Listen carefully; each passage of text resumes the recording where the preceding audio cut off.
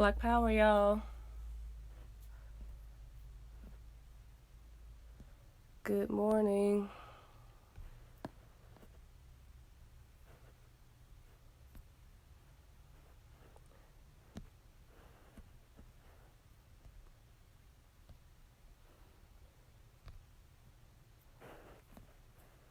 How y'all doing this morning? I still can't pin it. Yes, I can. Black Power, y'all. Y'all come on in the room. Once y'all in the room, please share the video. Black Power, Gigi. Let's see. Black Power, y'all. Make sure you share the video. Make sure you share it in all your groups. Make sure you share it on all your social media platforms. If you're like me, you got multiple pages, share it on all your pages. We're trying to make sure this political education gets out there. Come on into the room, share the video. Let's get it cracking. How y'all doing this morning? Black Power, Black Power, Black Power, Chikande.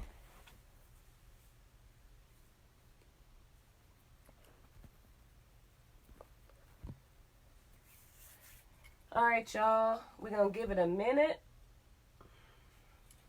And then we're going to get it started. We are going to be continuing on our journey with Revolutionary Suicide by Huey P. Newton. We will be discussing chapters 18 through 20 today. And there's a lot of good information in these chapters. So come on into the room, share the video. Looking forward to hearing what y'all have to say about this chapter. Let me see if I can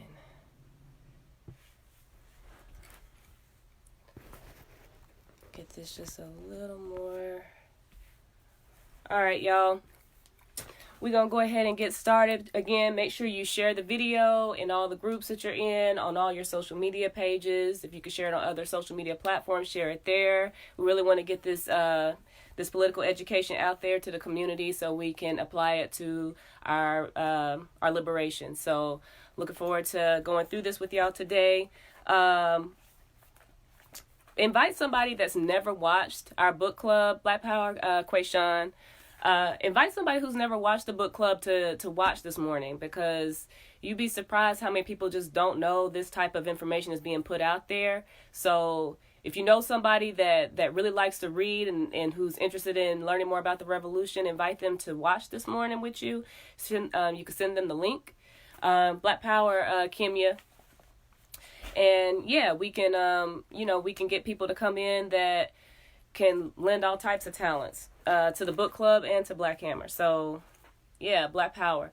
So just as a reminder, the book club serves as a fundraiser. So if you've never donated, or if you'd like to donate, you can send donations to $BHBookclub.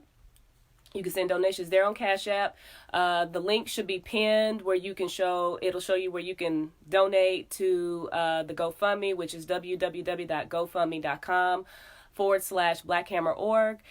You can also go to our website, www.blackhammer.org/donate and donate there. Or you can do it at the Cash App, which is $BH Book Club all together, and you could donate there. So donations are definitely welcome. We're going to start out this morning asking what's on your bookshelf. So hashtag what's on your bookshelf, what you're reading. It may be something down the line that we can put on our book list and we can read and dissect, for our book club. So drop those in the comments. Also hashtag share when you shared it, and we're gonna get it crack-a-lacking. All right. So do your hashtag, what's on your bookshelf, and we'll kind of talk about that when we get to the break, or when we kind of are between chapters. And we're going to start out with chapter 18, where Huey's talking about Eldridge Cleaver. So in 1967, is when Bobby Seale and Huey meet Eldridge Cleaver. And we're on page 136. If you have the book and you can follow along.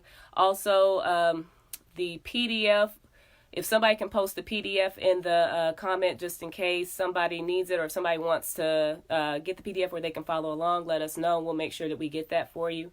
But in 1967, this is early 1967, Bobby Seale and Huey, they meet Eldridge Cleaver, and he hadn't too long been been released from prison.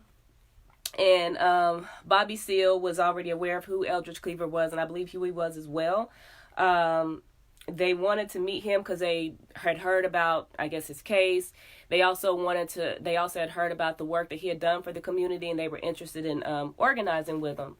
So they actually met him at a radio show where he was being interviewed. And then after the interview, Huey and Eldridge Cleaver kind of fell into a discussion about, the party, just beliefs, ideologies, and things of that sort. So Huey actually describes their and I'm looking down because I took notes, so I want to make sure that I refer to everything I took care. I'm not all over the place. But he had Cleaver had past experience in the movement, and they talked with him about what he believed after that. Let me put my notes in my lap. That may be better. After talking with Cleaver initially about the party, because Huey runs by Eldridge Cleaver the 10-point program in the Black Panther Party, because he felt like already he'd be an asset to the party. During the discussion, he described the discussion with Cleaver as relatively silent because he just didn't feel like it was more like, it wasn't really like a dialogue, it was more like a monologue, and Cleaver's response were like, yeah, or I know, and it was just kind of like not really a whole lot coming from his direction. So he wasn't really sure what to take away from that meeting. Huey wasn't. And so after that, interestingly, the party meets with this other group that's in the general area, the general Oakland area. They're actually called the Black Panther Party of Northern California. I don't know. I mean, Huey says he's not really sure what made them even take on that name or what their goals were. But somebody had labeled them. It says David Hilliard had labeled them the Paper Panthers, because they weren't really doing anything outside of like commentary, kind of the same thing that the Ram group was doing, where they were just kind of putting out intellectual pieces and think pieces and that type of thing. They weren't really active as far as organizing for the community. So that group existed, and then there was also another group that Eldridge Cleaver had helped to found called the Black House, and Huey says that he really felt like that group was really exploiting Eldridge Cleaver because, Eldridge Cleaver was actually paying all the bills to fund where that group was housed, but again, they weren't really doing much for the community.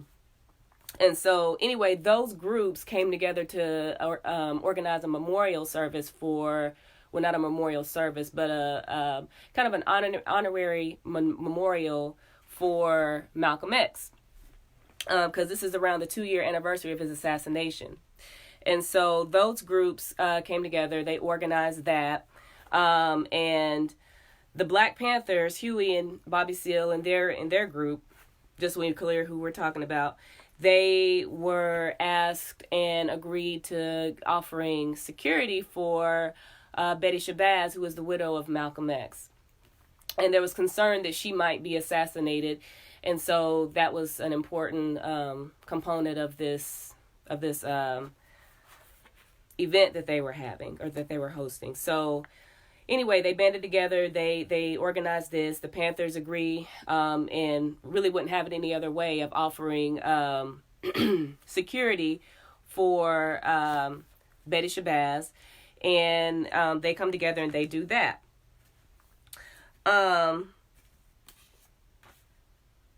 Let's see. Before they get there, before this is all carried out, a reporter has an altercation with Huey prior to. I don't think that it was expected that Betty Shabazz would have the security that she had, especially without having to call on the pigs. Black Power Robert, without having to call on the pigs for any type of help or protection. She was able to get that protection from the community, and I don't think they were expecting that. So they escort her from the airport to the event. When they get there, there's a reporter there that tries to take a magazine from Huey, and Huey's like, he confronts the man, ends up punching the man in the face, which he deserved, and they continued to carry out the security efforts for Betty Shabazz throughout the event. So that was pretty powerful. Go ahead and start dropping your hashtag read that backs for this particular chapter. There's a lot of little interesting tidbits in this chapter, really, even aside from Eldridge Cleaver, even though that's what the chapter is regarding. But just these other groups that are out here like, oh, well, we're going to put this together and we're going to organize this event. And not that those types of events don't have a place, but just who was it that actually offered real life support for Sister Betty Shabazz, the widow of Malcolm X, for, to make sure that nothing would happen to her, and was prepared to offer protection if something did. So, I just thought that was really powerful. But hashtag read that back, put those in the comments so we can discuss here in a second. So with all that being said, this happened prior to the event. Then after the event, it looks like there was another incident that was taking place. The police were called. I guess they came out. They were disturbed by the fact that this event was going on and the level of security was present. Huey and the Panthers were prepared to defend. They had shotguns. The police came up like they was about to jump. They wasn't ready to jump. So, just the fact that they were able to say, hey, don't start, no one be nothing. But, they're ready to pretty much defend. And, and essentially what was so powerful about that is they made a promise to Sister Betty that they were going to protect her, and they were able to deliver on that promise. So I thought that was really powerful in that. With all that being said, it was around this time that Eldridge Cleaver decided that he was ready to join the party. And he told Huey that on the way to the event, as they were riding to. He said he was ready to join. And one thing that stood out to me here was after they initially tried to recruit Eldridge Cleaver, Huey didn't continue to just like, are you ready to join? You're going to join today? He ran he said he ran the program down to Eldridge Cleaver. There was no immediate response given about whether he would join or not. And then after that, shortly after that, he didn't continue to push it. One thing he says on page 141, he said, and I never try to recruit by keeping after people. Once they've heard the program, it's up to them. But Eldridge was a man who kept his peace. He had apparently made up his mind to join much earlier when we went to the Paper Panthers office to talk about escorting Betty Shabazz. So, when he did finally decide to join, he said he had already made up his mind. But, Huey says, I've given you the information. You already know what we're about. When you're ready to join. But, I'm not going to keep after you. So I thought that was interesting. They find that Eldridge Cleaver has a lot of skills to offer the party, like the fact that he was such a great writer. He was already being interviewed by different radio shows and speaking at different engagements and that type of thing. And he really did have a lot to offer. But there were many contradictions around Eldridge Cleaver's contributions to the party. The fact that it was sabotaged in a lot of ways. And if you know kind of some of the information or some of the details around that, Eldridge Cleaver's departure with the party, departure with Huey and Bobby Seale and that type of thing, kind of, the betrayal even of the party. It was pretty heavy with that. On page 142, well, let me back up a little bit, because one of the things that they had stated, I don't know if I'm jumping ahead or not, but one of the things that he discussed was, that Eldridge Cleaver was a really good writer. And because of that, they put Eldridge Cleaver in charge of editing the Black Panther newspaper. And, Huey says that, he was made that for the fact that he was a really good writer, very talented, and they began publishing the newspaper in April of 1967, and he said that Eldridge could write and would write, but only after something sensational had happened, and then it was like that inspired him to go all out and just and write and do a great job of it. But there was also a lot of times when he was in and out of prison, couldn't always be found. And not to say that that's not a contradiction that the system created, but it was very hard to rely on him to deliver what the party was depending on him to deliver. And then also, I'm sorry, y'all. Let me do something really quick. I need to pull this up so I can read y'all's comments a little better. And I want to be able to see the video so that I can do that. So give me just 1 minute.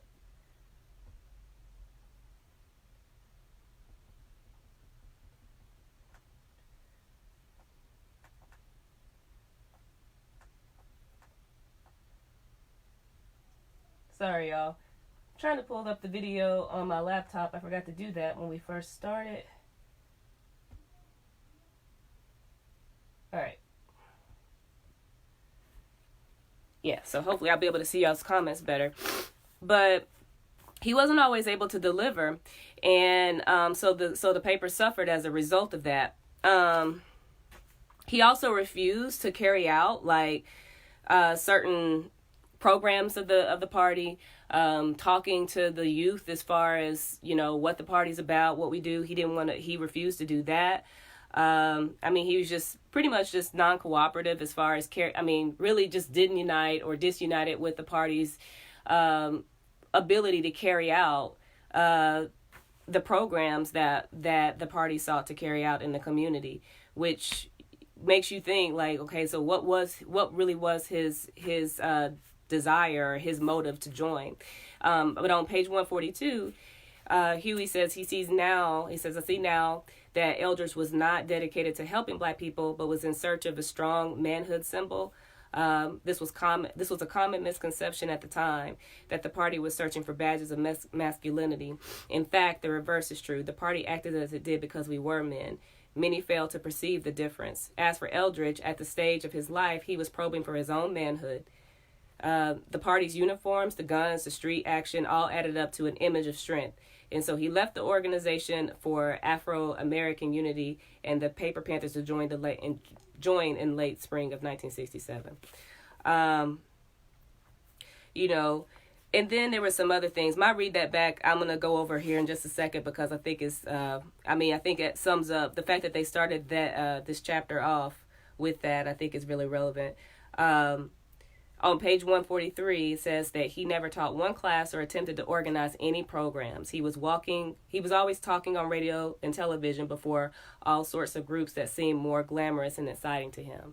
So, you're not wanting to push forward this program into your community or actually do the... you really have to watch people. You really have to watch when people come into an organization stating that they're about the community and just really look and see what their actions say. And so, yeah, but he, so he did part with the organization. They really wanted him in because he really did have a lot of skill, a lot of talent, a lot of experience with organizing in the movement. He was just released from prison, an ex-convict, and we know a lot of us have so much that we can offer, and being incarcerated by the system can be a telltale sign of whether somebody has a lot to offer to the movement or not. And in this case with Eldridge Cleaver, because he had his own motives and really wanted to build himself up. He was really more of a detriment to the party than he was a help to the party. It says at the end of the chapter, it says, as time passed, he drifted away from us, from the ideology and the aims of the Black Panther Party. Colossal events were to take place, events that would threaten our very existence. And we know what that was. And after each of these setbacks, Eldridge's real position became clearer and clearer, although for a long time I was reluctant to admit or even recognize the truth. Brothers are bound together by the revolutionary love we have for each other. A love forged through loyalty and trust is an element of the Black Panther Party that can never be destroyed, yet eventually Eldridge betrayed his love and commitment in ways I'd never believed possible. So, yeah. But I thought it was really interesting, the carrying out of security for Sister Betty.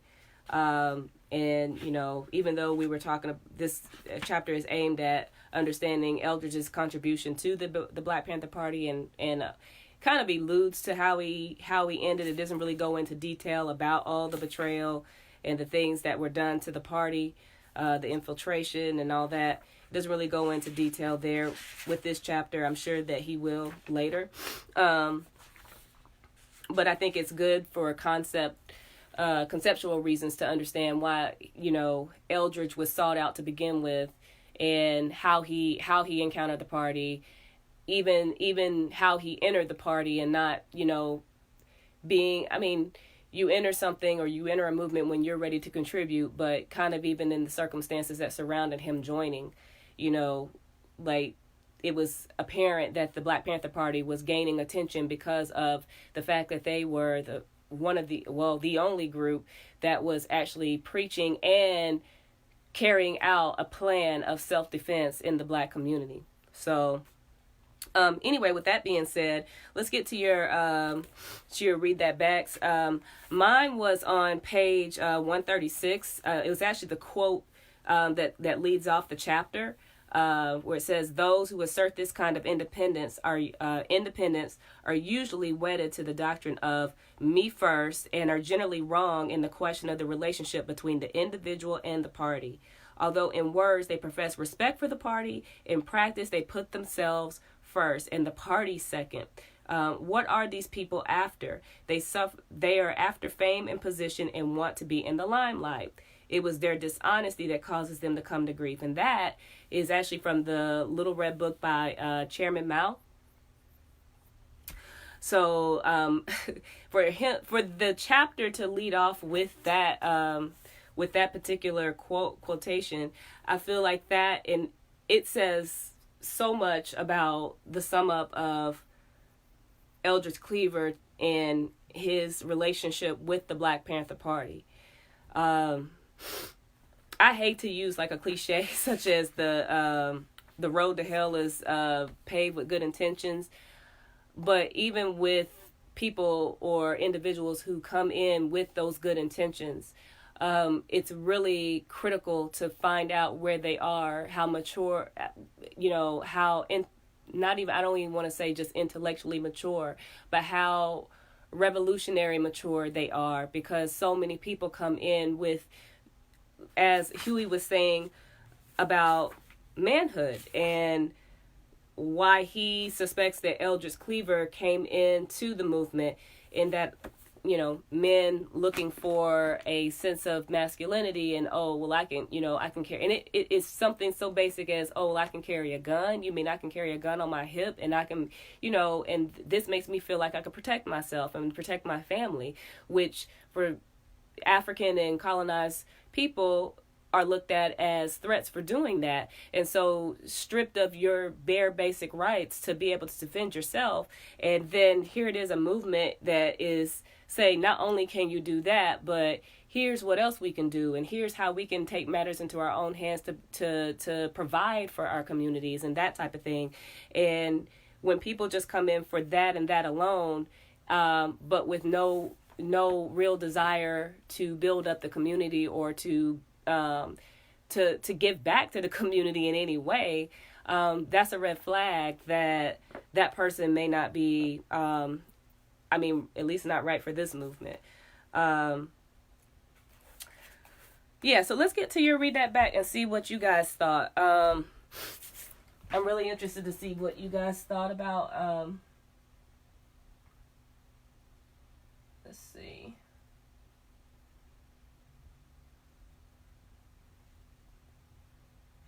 You guys got read that back? Let's see.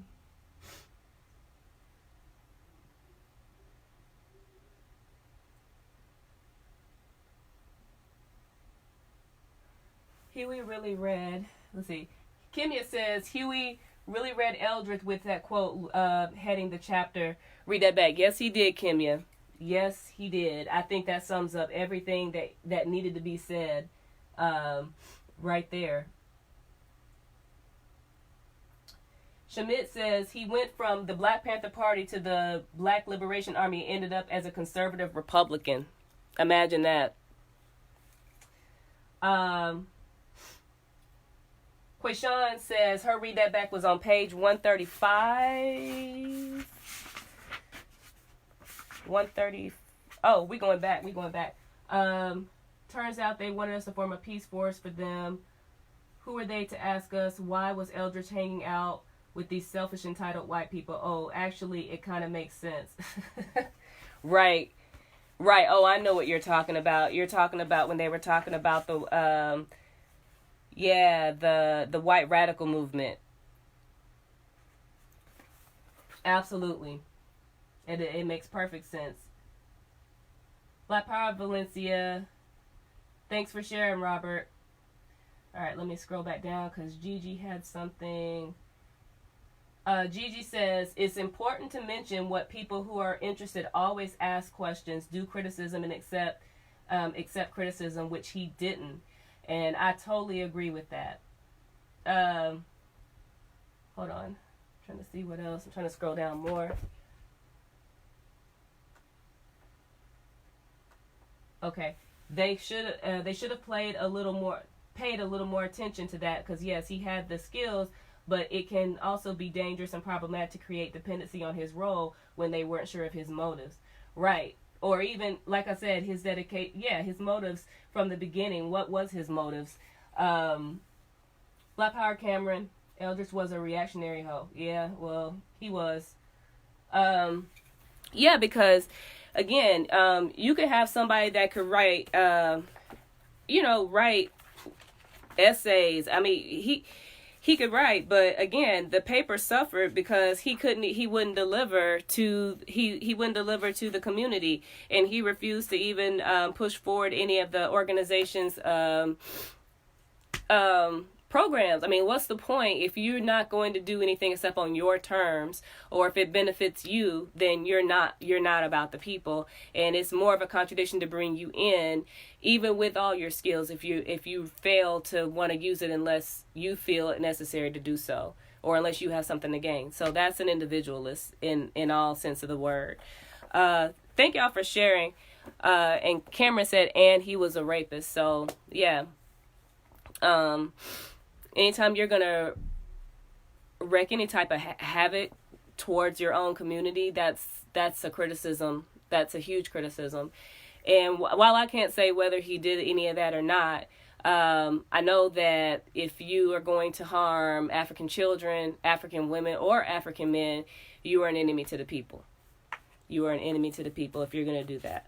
So, yeah. So with that being said, we're going to move on to chapter 19, and this was a really heavy chapter as well. Before we do that, though, I want to remind you guys that the book club serves as a fundraiser, and donations are definitely welcome. The link to donate is pinned. You can also, the link there to sign up is also there.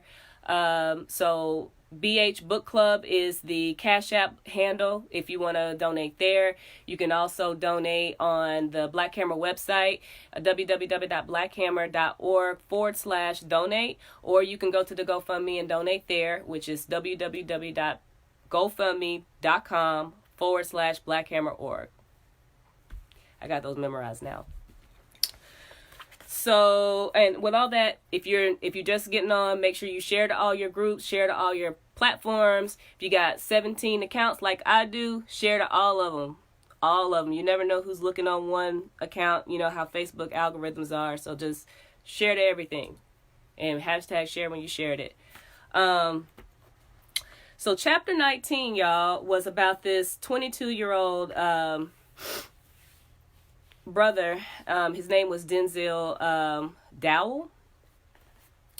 And Huey, when I first started reading the chapter, I thought he was somebody that actually was a part of the movement or the organization, and he wasn't. But his family reached out to the party after his death. So the Black Panthers actually met the Dowell family, I think it says on the same day.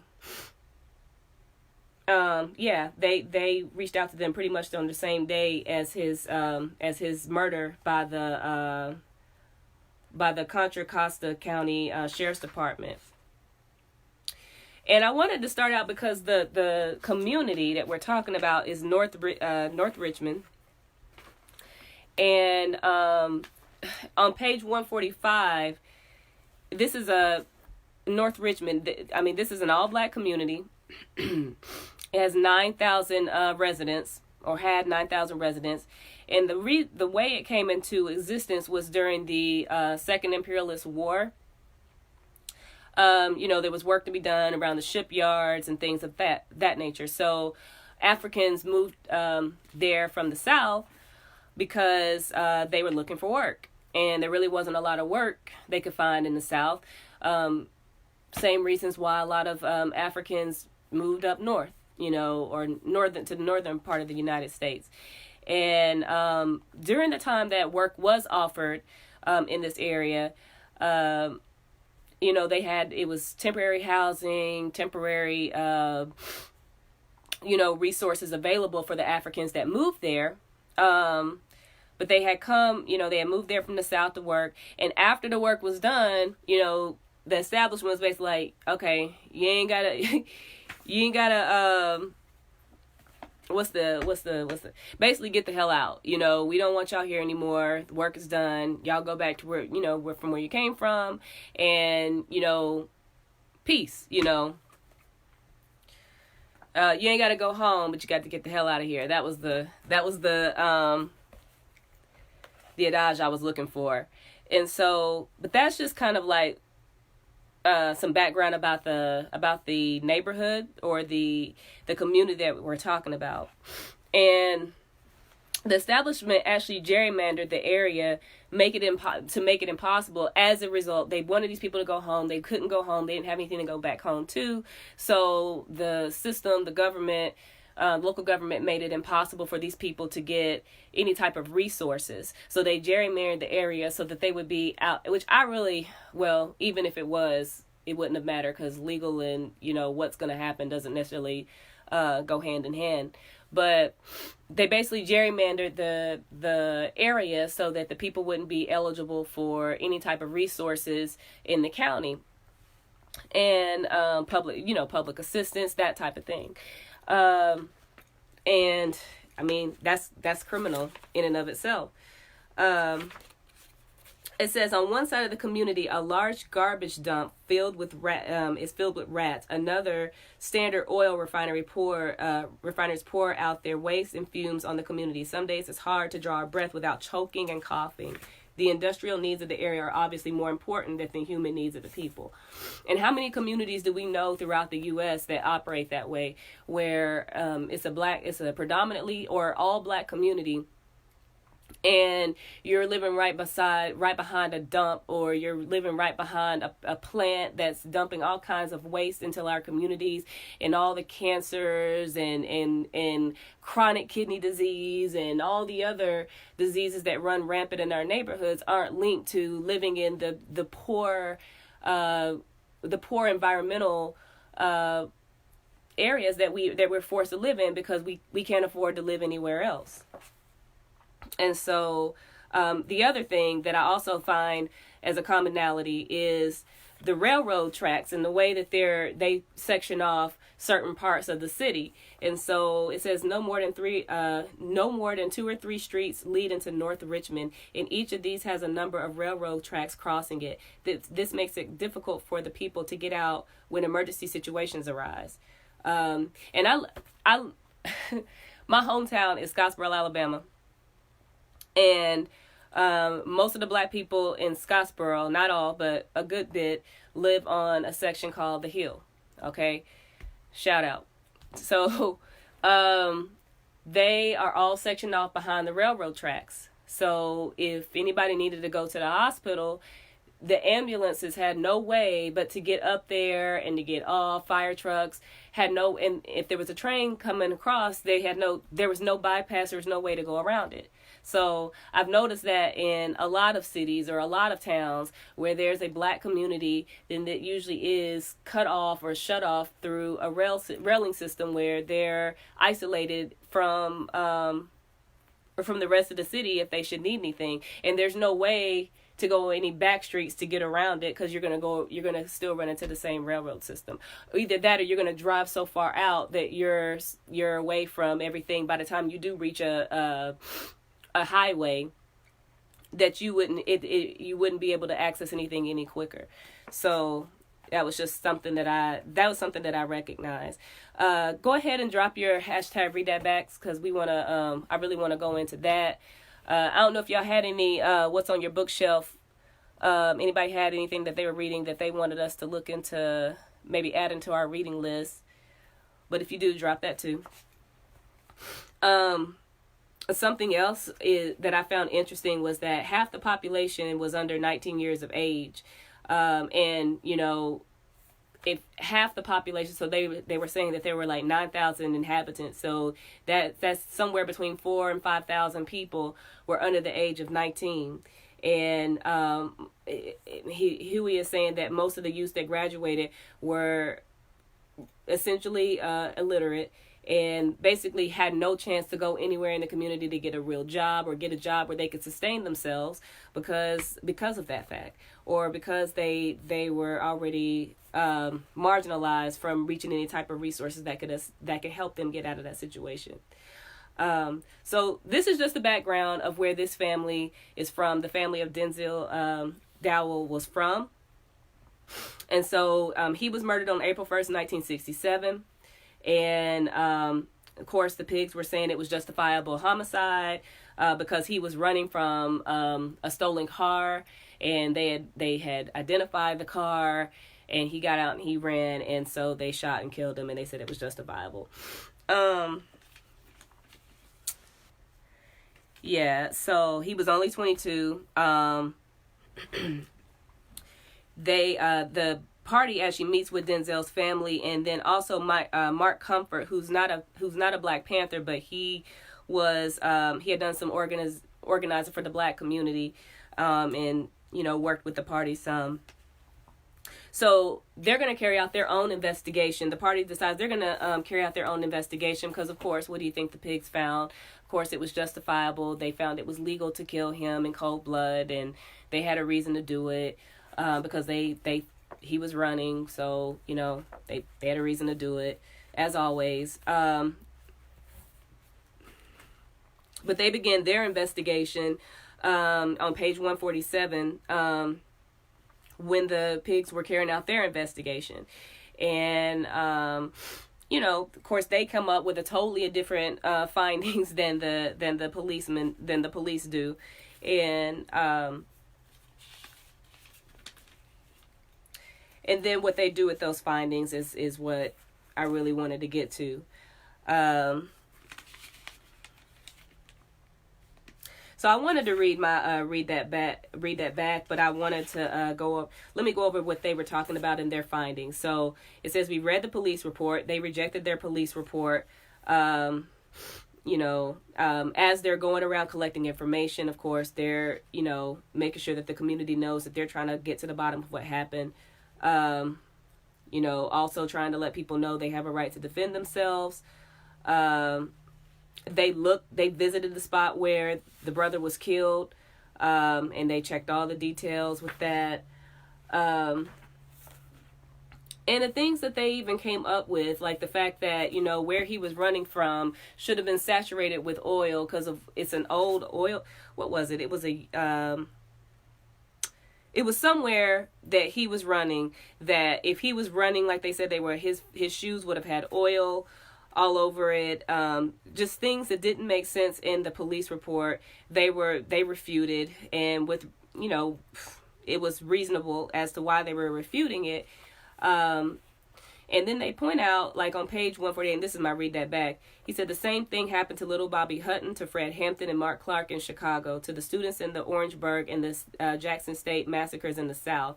It has happened to many thousands of unknown blacks. Even the high profile cases that we know of, that for each one of those, there's probably 1,000 more in the United States that have been carried out that we'll never even know about.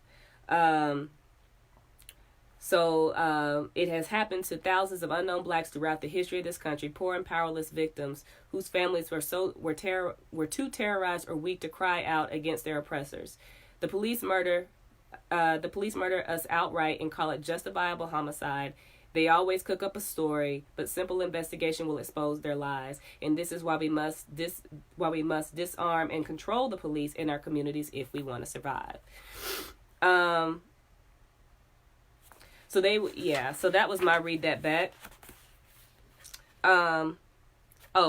This is what I was looking for. For example, at the bottom of page 147, the police claimed that Denzel had jumped one fence and was about to jump another when he was shot, but Denzel had a hip injury from an automobile accident and could hardly even run, let alone jump fences. So they knew that. The lot he supposedly ran across was an automobile junkyard. That's what I was trying to... So it was a junkyard full of garbage and oil, yet no oil was found on his shoes.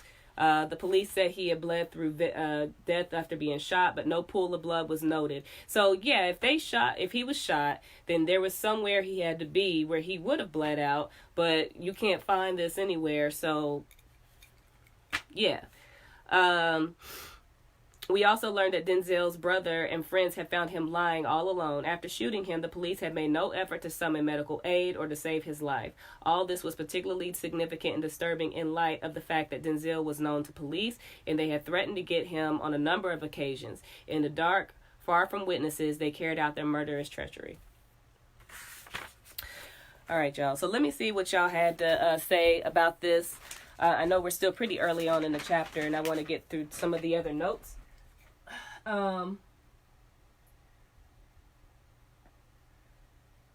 Okay, so Kenya says, this shows again that when the oppressor cannot get his will through legal devices, he will act illegally. The family saw even more clearly that no established institution would deal justice in the death of their loved one. The police, scroll down. The policemen assigned to control us are not reasonable men. They are inhuman madmen with the black community as a place of aberrant behavior, and who therefore feel justified in killing us in the dark of night. Read that back. Yep, that was very powerful. Quayshawn says, that was my read that back because the same thing happened in my city recently to Antoine Rose, and that was an eerie reading and thinking of him. That's the other thing. The fact that we're seeing all these cases today, and I mean, many of us are millennials, some of us are not, and have been around longer to see even what was some of us may have even been living at the time that this was actually taking place. But this is not, there's nothing new under the sun. And these things that we're seeing where police are murdering and killing us and getting away with it, or receiving these extremely light sentences for it, even if they have, you can find nothing to say, oh, this person was a quote unquote criminal. These things have been taking place since we've been in the United States. There's nothing new under the sun. This didn't just start happening. It doesn't have anything specifically to do with who's in office, because this has always been a war field. This has always been a battle or a war field for us as African and colonized people. So, but this is something that continues, and this was a reaction. The Black Panther Party forming was in response to what has been happening to us. Malcolm X and his organization of Afro-American Unity was due to the way that African and colonized people are being treated in the United States. So these are programs that are set up so we can arm and defend ourselves. And then yet here it is, you have pigs that are doing this, and it continues. So Denzel Dowell was just many of the millions of people, of African and colonized people, who have been a victim of this monster that we know as the United States. Let me see if there's any more comments. Kimya says, it's still happening. This is not new. Police brutality has existed since the patty rollers. Yes, it has. So, to see that, that this was an opportunity for the Black Panther Party to roll out their program, and it worked, because even after this, they're going out here, they've done their investigation. Obviously their investigation is in direct contrast to what the county police found. That's something else that I want, that I hope that we as African and colonized people can remember, because I know with this most recent case, with the Amber Geiger case, and what we've seen, and how she got a 10-year sentence, and why so many of us were surprised by that. Or I can understand being angry about it. I don't understand why we are surprised by it, because this is not new. And the fact that Botham Jean didn't have a criminal record. I'm putting that in quotation marks, because we know that what they deem as criminal, we should question anyway, because of the means in which this country was erected in the first place. You are criminals, but their definition of law, he had no criminal record. He was in his own home, and yet this woman walks in, shoots and kills him, and she walks away getting 10 years. And do we really feel that there's even something to still talk about? We have to vote different people into office. We've been voting. Nothing has changed. These people are still going to murder and kill you whenever they feel is justifiable. And even if it is a mistake, even if it's something that they didn't mean to do, they will get away with it, because it's their land. They call the shots. What are we surprised about? Nothing new under the sun. I thought it was so powerful too that when they had the rally, when they were going out to discuss their findings with the community, their investigation disproved the official story. They had a community meeting to discuss the findings. I thought that was really powerful. They also used the opportunity to tell people that, they could carry their weapons and that they could protect themselves if needed. When they had this rally, they never went anywhere without their weapons on them, being in uniform, so that people, took them seriously. And they did take them seriously. The police would make a point to show up anytime they were somewhere and run away like the bitches that they were, excuse my language, when they realized that you're not just coming out here and going to mess with anybody that's defenseless this time. You're used to coming out here and pulling your guns on defenseless people and intimidating them into doing whatever you want them to do. And then here they are now ready to defend themselves, and then you run away like the bitches that you are. But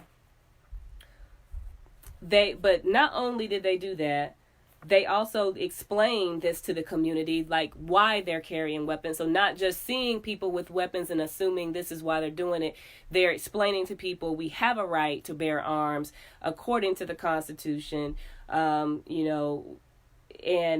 it says, like at the bottom of page 148, it says, then a remarkable thing happened. One by one, many of the community members went home and got their guns and came to join us. Even one old sister of 70 years old was out there with her shotgun.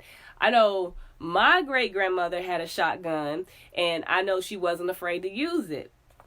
And I mean, this is the thing, like, it's not to say that many of us don't already have, or that we don't know people, especially in the South or more rural areas where, people hunt, and, a lot of people already have the means to protect themselves, but they've gotten away from doing it because it's been demonized, especially in our community, to make it seem like, well, you don't need a gun, you don't need these things. And I'm not a proponent for violence, but I'm a proponent for self-defense. Anyway, so the pigs, of course, they don't like this. And when they learned that there was another meeting that was being organized after the first one, of course, they go there to try to intimidate the people. But when they get up there and they see all these people with weapons and ready to defend themselves, then they ran away. So they had another meeting. We presented where they were presenting their findings. And again, the biggest thing that they're trying to do is to let people know what they're doing out in the community, what's happened with this family. They want to get this family's story out so that people know what's happened. And they want to also let them know what their findings were, is that, basically, hey, these pigs are lying. That's not what happened. This is what happened. And this is how we know this has happened. And when they, there was some, at this particular meeting, they were trying to basically talk about this. The family was advised to go to the county seat, which is in Martinez, and discuss this with the sheriff's department. And they did not expect to get anything from this meeting. But of course, the sheriff basically said, well, if you don't like what's happened, what we did was legal, essentially. And if you don't like what's happened, then you're going to need to go change the law, And then Kimya already mentioned, this shows us that the oppressor cannot get his will. He will act illegally. Yes, we've seen that time and time again. They make rules up as they go. Of course, they didn't, they refused to suspend the policeman that had killed Denzel. Again, they weren't expecting for that to happen, but it was more to let the community know this is where they stand. This is why we can't anticipate going to them and bringing up the wrongdoings that they do to our community and expect to get any type of justice. It said that the sheriff would not discuss the department policy about the shooting suspects, and he, if we wanted to change in our communities, he said we ought to go to Sacramento and petition the legislator to change the law. And he said, according to the law, even if Denzel was not armed, and he was not, no weapon was even found, reasonable cause existed to believe that he was in the act of committing a felony. Therefore, the officer had a right to kill him. Despite the evidence we had found, the sheriff said that this was the law, and if we did not like it, only the legislature could help us. Yeah, that's on page 150, by the way. And yeah, so I mean, again, this story has been told. This is 1967. Here we are 52 years later, and we still have the same thing playing out over and over and over again. And how many more times, how many more people will we have to see murdered in this monstrous, inhumane, psychopathic way before we understand what we're dealing with.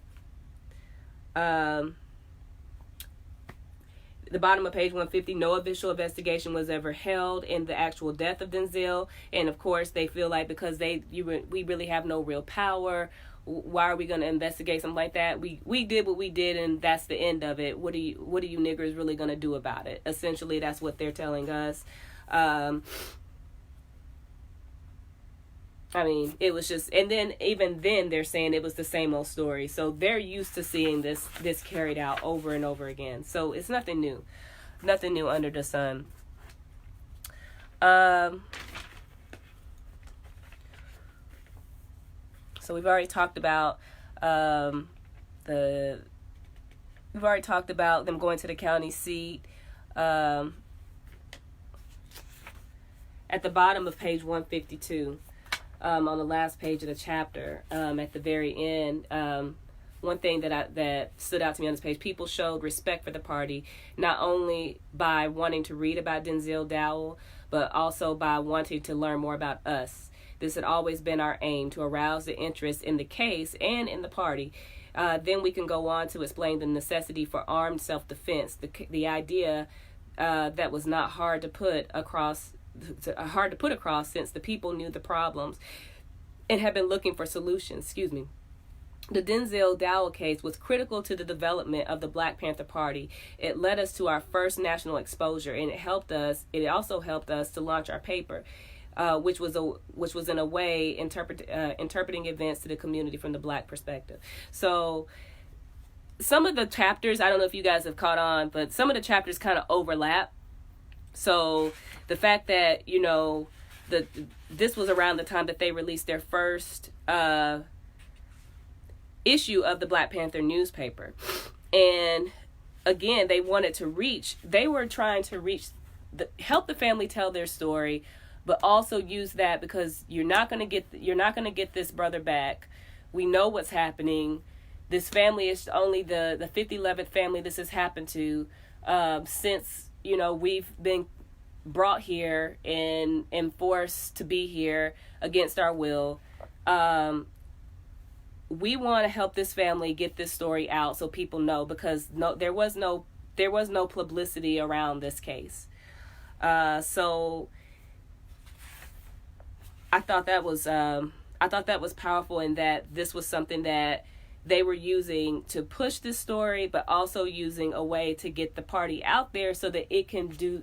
The bigger picture is, if we're going to get liberation, one thing we have to do is learn to defend ourselves. We have to fight this a different way than we've been fighting it in the past.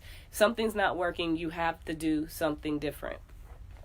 So I just thought that was powerful because of that case and it being what it was, and how they got the community on board in learning that they could carry weapons and use their weapons to defend themselves if necessary, and the response of the police department to that community after that was being exercised and demonstrated by the community. We have more power than we like to think. It's what means are we ready to take our liberation. So let me see if you guys have any more comments about that chapter.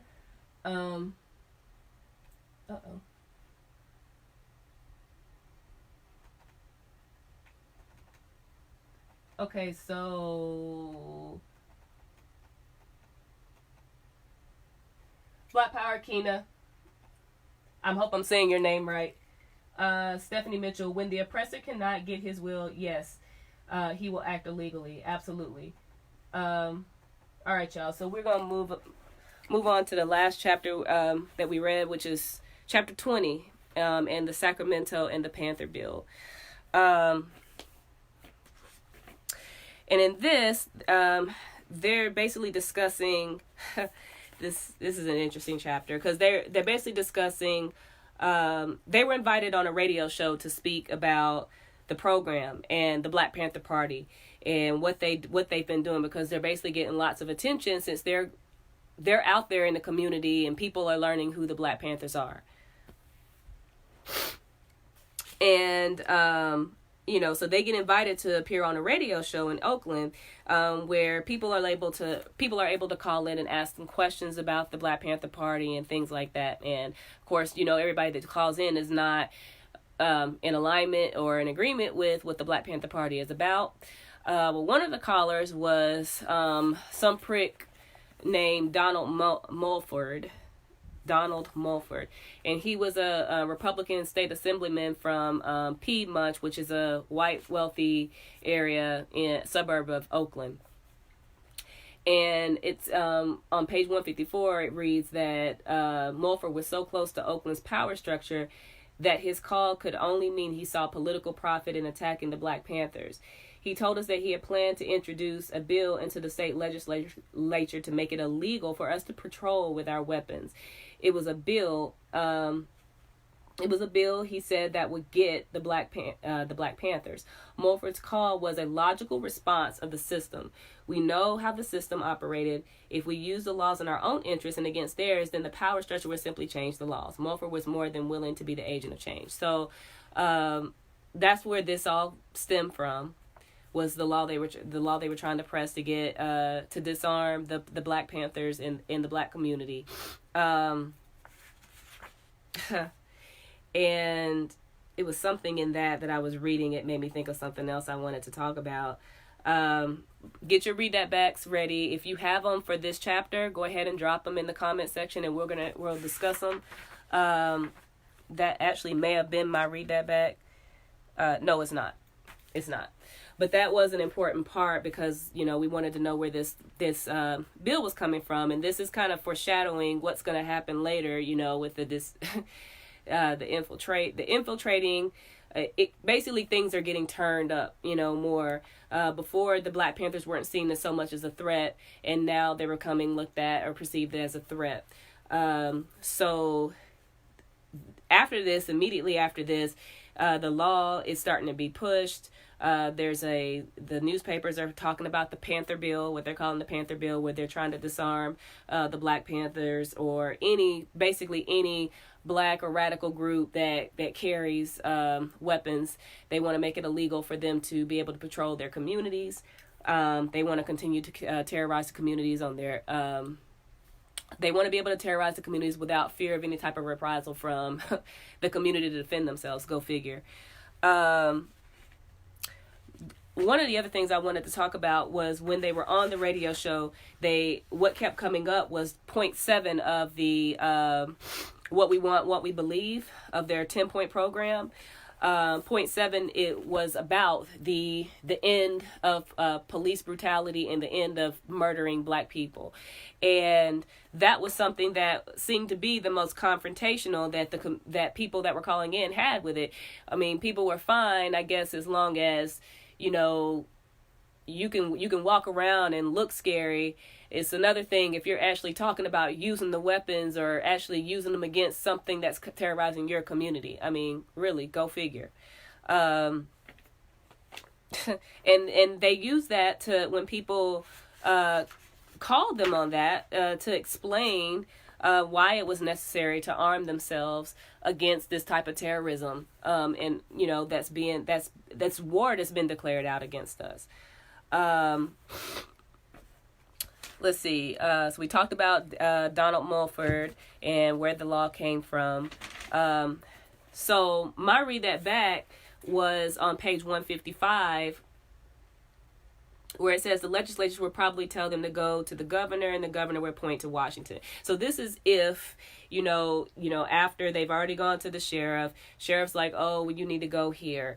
And now that they're at the legislature's like, oh, well, you need to go to the governor. And then the governor's going to point them. So it's basically like they're going to keep you running around in a circle as long as they can. There will be no change. You can go and ask them all you want to, stop killing us, please do this, please do that. They're not going to. Why would they abdicate any type of power they can enforce over you, and they don't have to. They're not going to. But it says, institutions work this way. A son is murdered by the police and nothing is done. The institution send the victim's family on a merry-go-round going from one agency to another until they wear out and give up. And this is a very effective way to beat down poor and oppressed people who do not have the time to prosecute their cases. Time is money to poor people. To go to Sacramento means a loss of days pay, often a loss of a job. If this is a democracy, obviously it's a bourgeois democracy limited to the middle and upper class. Only they can afford to participate in it. And that's my read that back because first of all, we know that, yes, poor and oppressed people typically finding an attorney that will represent them for free is very hard to do. And even though the attorneys actually have I'm a mental health professional, so I know I have an ethical duty to do things pro bono and to fight for the vulnerable and the oppressed. But lawyers also have a duty to do so many cases pro bono. And these types of cases, I've rarely ever see attorneys that represent these types of people, these types of cases, in that they're able to have somebody to fight for them in that way. And when people take time off to go, they can't afford to because they have to work, or their job is not as forgiving or flexible to allow them time off to go and take care of these things. Not to mention they can't, people have to eat. You have to feed your family, and taking a day off, even if you're allowed to, you're going to suffer that 8 hours or that however many hours that you could have worked that day to feed your family. And so I thought that was pretty heavy in a way to perceive it. It doesn't surprise me, but it angers me when those of us in the African community can blame a poor and oppressed person in the African community for not fighting their case, when we realize that they don't have the financial resources to do that, nor do they have the support or the power backing to do that. And you blame them because you didn't fight the system. Well, why didn't you press charges, or why didn't you do this in order to make this happen if you really wanted this to happen? Even in cases where you have fathers that are unable to fight the system to get their children or see their children and things of that sort. And I'm definitely not an apologist for fathers who do not take care of their children. I recognize that there are contradictions that make it difficult for them to do so. However, I do recognize that there's a contradiction when it comes to fighting the system to get access to their children. Yes, and mothers too as well. There are all types of reasons why it's not easy for them to do that based on the system that we're working with. So let me read your comments. And yes, I totally agree, Kina, with your comment. And let me scroll back up. I have an old laptop, y'all, and every time I go to scroll up, it wants to scroll me all the way back up to the beginning of the comments. So I apologize for that. Keena says because the law firms don't want that type of image. They don't. Stephanie says her read that back was the Black Panthers have never viewed such paramilitary groups such as the KKK as particularly dangerous. The real danger comes from highly organized establishment forces, the local police, the National Guard, the U.S. military. They were the ones who devastated Watts and killed innocent people. That's an excellent read that back. Because they went through the lengths to disarm, to dismantle the Black Panther Party, and here it is, you still have the KKK active today in 2019. Go figure. Keena says they would lose more than half their business. We just need our own. Yes, we do. Daniel says that's a good chapter. Huey outlined the contradictions in the law system perfectly. He did. Kimya says, your and Stephanie's read that back are mine. Mothers too, we talked about that. And Stephanie said her read that back is, another read that back is, in fact, paramilitary groups are hardly organized at all. It is the uniformed men who come into our communities and commit violence against them, knowing the law will protect them. Absolutely. Absolutely. A lot of the group, like the KKK does not have like an organized, not to say that they're not growing, not to say that they are not a threat, but the groups that we really should be trying to fight against,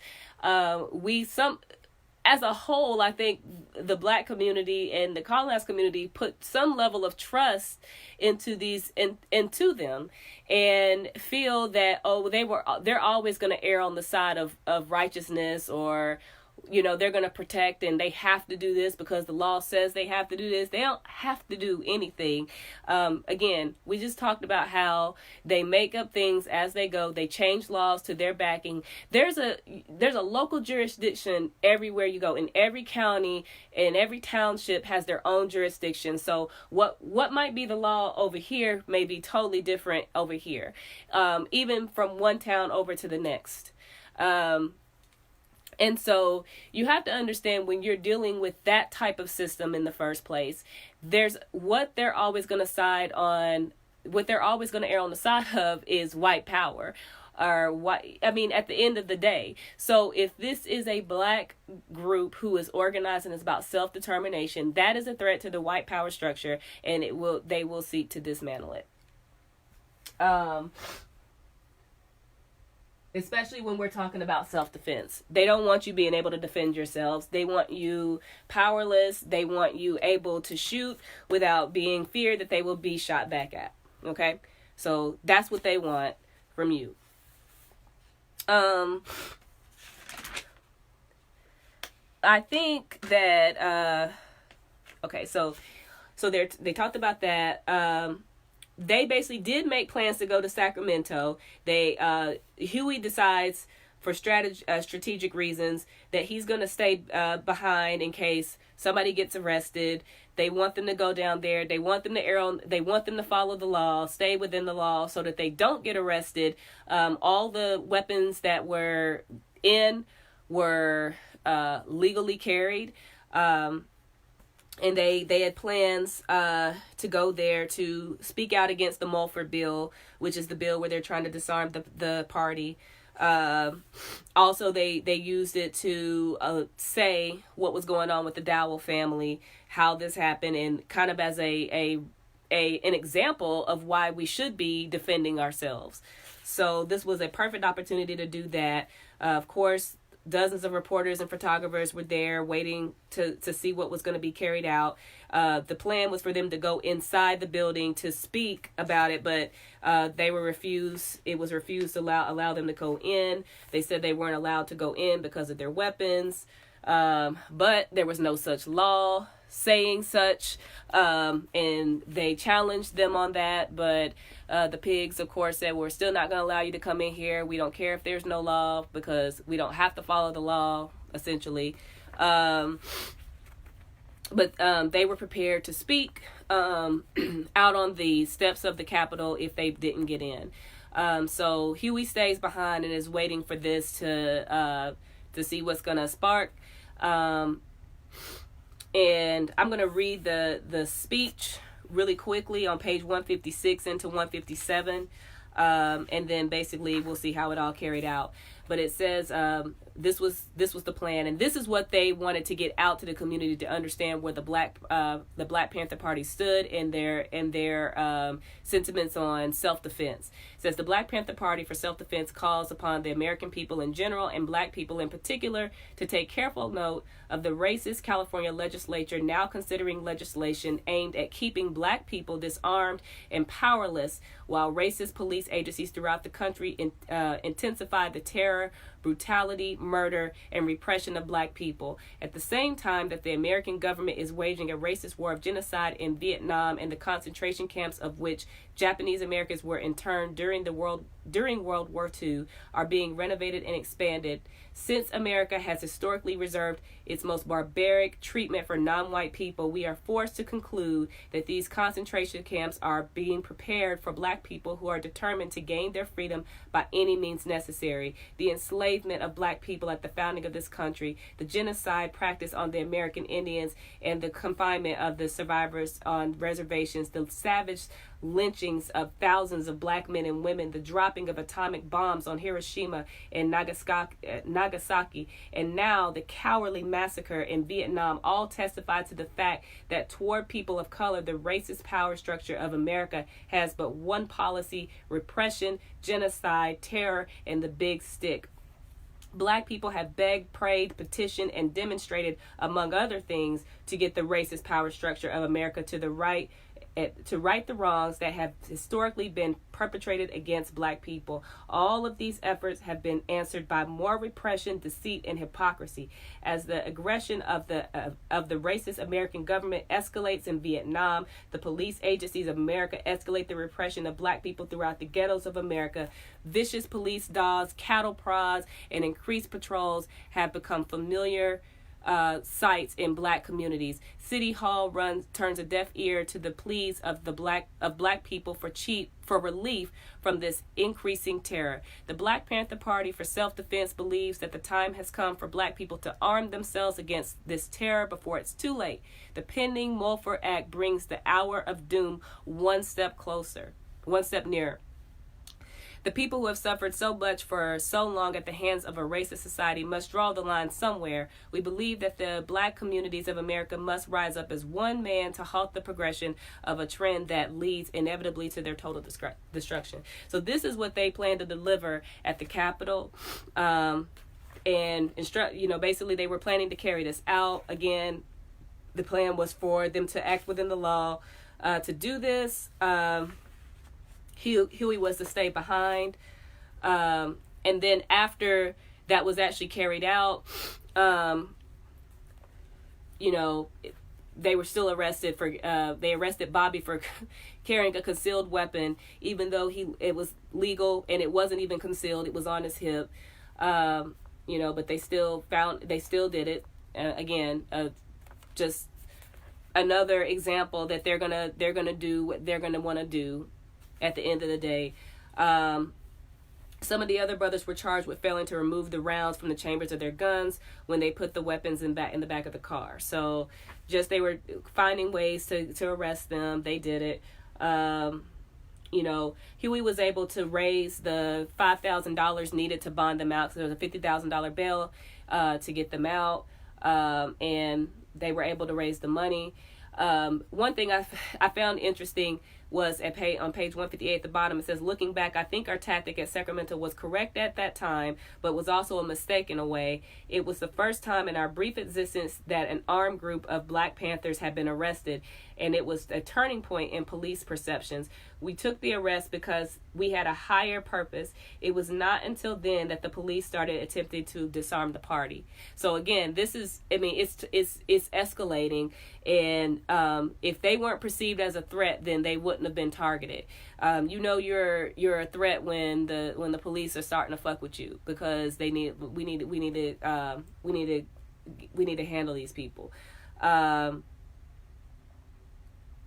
So yeah, they needed to send a message that they weren't intimidated, and what better way to do that than to arrest them when you have all these eyes on you. And so I just think that was, as Huey said, it was a turning point for the party after that. They got a lot of publicity after this event happened. So he sees it overall as a success, because what they were trying to do was to get people to understand, to know who they were, to know what their plan was, and to tell this family story. At the end of the chapter, it says the Bay Area became more aware of the party, and soon we had more members than we could handle. From all across the country, calls came to us about establishing chapters and branches. We could hardly keep track of the requests. In a matter of months, we went from a small Bay Area group to a national organization, and we began moving to implement our 10-point program. So overall, that was the stepping stone for them to grow exponentially as a group, as an organization. So, yeah. So that was chapter 20, y'all. Let me see if you guys have any more comments.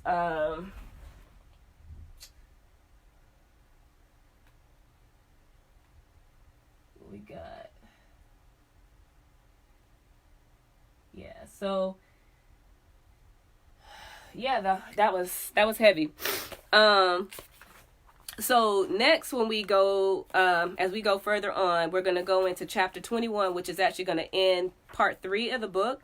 And then we're going to go into part 4, and we're going to go into chapters 22 and 23. So that's what we'll be doing the next time we join. But I wouldn't be doing my job if I did not invite you to join Black Hammer today. You know, everything that we're reading about the Black Panther Party, and how not only did they get started, but what they were doing for the community requires bodies. It requires people. It requires minds to come together to make this reality, the book club, to make our awesome social media team a reality, to make a program of self-defense a reality. We need people to join to do that. And what better way to join than to join our organization, where we're out there already working with the community. The community knows who we are. We have a wonderful campaign around 2 little girls that are being targeted for sexual abuse, and we're trying to get out of that home and put into a loving home, a safe home. We do work like that. We do work where we are cleaning up our communities. We do work where we're feeding the homeless. And that's what Black Hammer is about. So you could join today by going to www.blackhammer.org/sign-up. But the link is also pinned, so you can join today. You can also just drop a fist, and I will contact you myself and my awesome membership team. I'm chief of membership, so my awesome membership team will reach out to you, and we will walk you through how to join. You can join for as low as $5 a month, and you can join whatever committee you feel like you can best serve. So join today. I mean, really, your life depends on it. I know it may not feel like that, but your life depends on it. If you are white and you are watching this live stream, you can't join, but you can donate. You can pay reparations, and you can do that by going to www.blackhammer.org/donate. You can also go to gofundme.com/blackhammerorg, or you can you could do that. Also donate to the book club, because of course we're always trying to do new and exciting things with the book club and find ways to bring this to you, and makes it easier for you to view. So donate. It's the CashApp link is the link is there, but it's BHBookclub, so you can donate there as well. So so drop a fist if you're interested. I'll reach out to you. Also, share this in all the groups that you're in. Everywhere. If you got 7 profiles, share it on all of them. Because you don't know how the algorithms are working. So we want to make sure that they can see it on whichever profile would come up first for any of your friends. But I'm going to share it on all 4 of my profiles, however many I have. So y'all do the same. So, yeah, y'all, next week it'll be chapters 21, 22, and 23. I'm really excited to go through this with y'all. Shout out to Dia. He's on the plantation today, so he couldn't be with me. But we're going to get that worked out so that we can be back on here together, bringing y'all this awesome political education. But join today, donate today, share it on all your platforms. Same time next week. And Black Power, y'all.